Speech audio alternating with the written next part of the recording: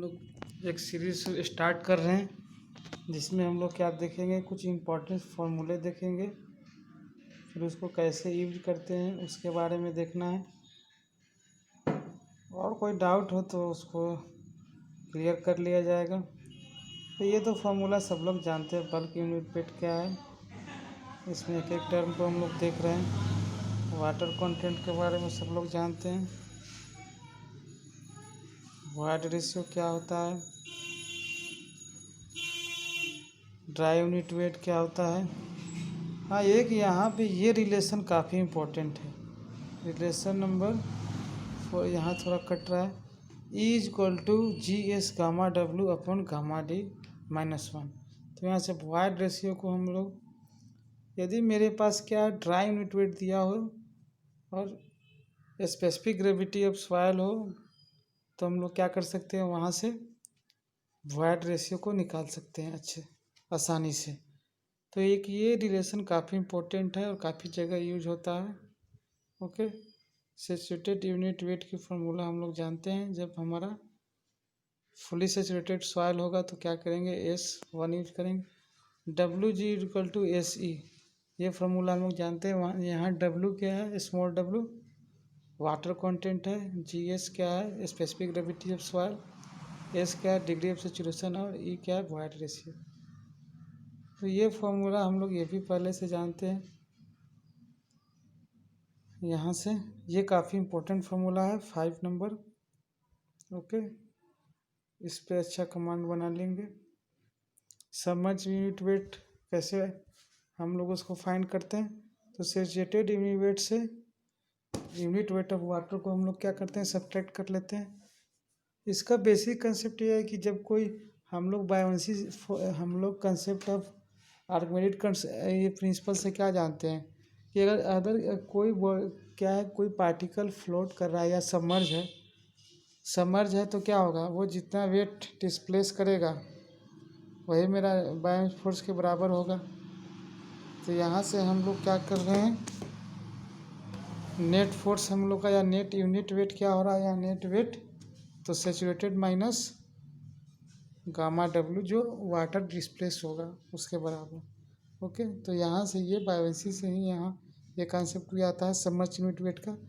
इसको हम लोग सैचुरेटेड से जैसे सबमर्ज ये गामा डब्ल्यू को यहाँ से सब्ट्रैक्ट करेंगे तो ये फॉर्मूला आएगा, gamma submerge equal to GS-1 upon 1 plus E gamma W.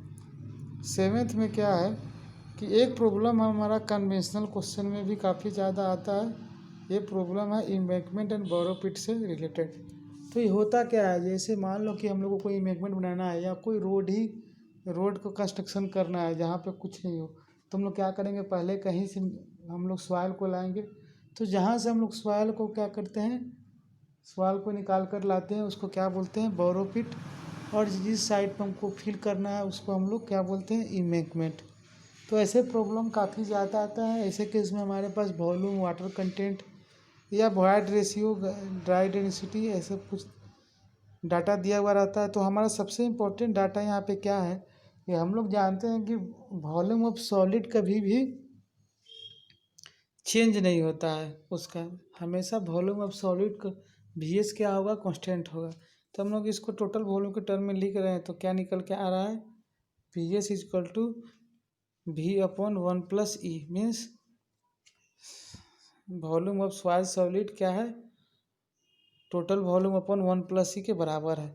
तो हम लोग इसको कोरिलेट करके क्या निकाल सकते हैं, V1 upon 1 plus E1 equal to V2 upon 1 plus E2 means V embankment upon 1 plus E embankment and equal to V borrow pit upon 1 plus E borrow pit. दूसरा क्या है, हम लोग जानते हैं GS gamma W upon 1 plus E क्या होता है, गामा डी।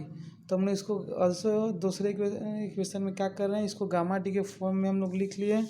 तो ये दोनों रिलेशन काफ़ी इंपॉर्टेंट है, ध्यान रखना। जब भी ऐसा प्रॉब्लम आएगा तो हम लोग पहले ही क्या करेंगे, ये दोनों फॉर्मूले को ध्यान में लाएंगे और इसको यूज करके हम लोग आसानी से वॉल्यूम फाइंड कर लेंगे। यदि दूसरा वॉल्यूम इम्बैंकमेंट का दिया होगा तो बोरोपिट का दिया होगा तो इम्बैंकमेंट का। ओके, अब एक गेट में गेट 2001 में क्या है, 1 मार्क्स का क्वेश्चन आया हुआ है। ये बोरोपिट सॉइल है जो dry density of 17 Newton per meter cube. How many cubic meters of this soil will be required to conduct an embankment of 100 meter cube volume with a dry density of 16 Newton per meter cube? Given बोरोपिट और हम लोग embankment का अलग अलग information यहाँ पे लिख लिए हैं। ये तो बहुत ही आसान है, यहाँ पे ड्राई डेंसिटी दोनों का दिया हुआ है, वॉल्यूम embankment का दिया हुआ है, तो वहाँ से बोरोपिट का हम लोग आसानी से रिलेशन से थ्रू फाइंड कर लिए। अब ये इम्पोर्टेंट इसलिए है कि हम लोग का यहाँ पे जब लेंथी क्वेश्चन आता है या कन्वेंशनल क्वेश्चन आएगा तो वैसे कि इसमें ये दे देता है कि एक ट्रक ट्रांसपोर्ट करने के एक ट्रक का पर यूनिट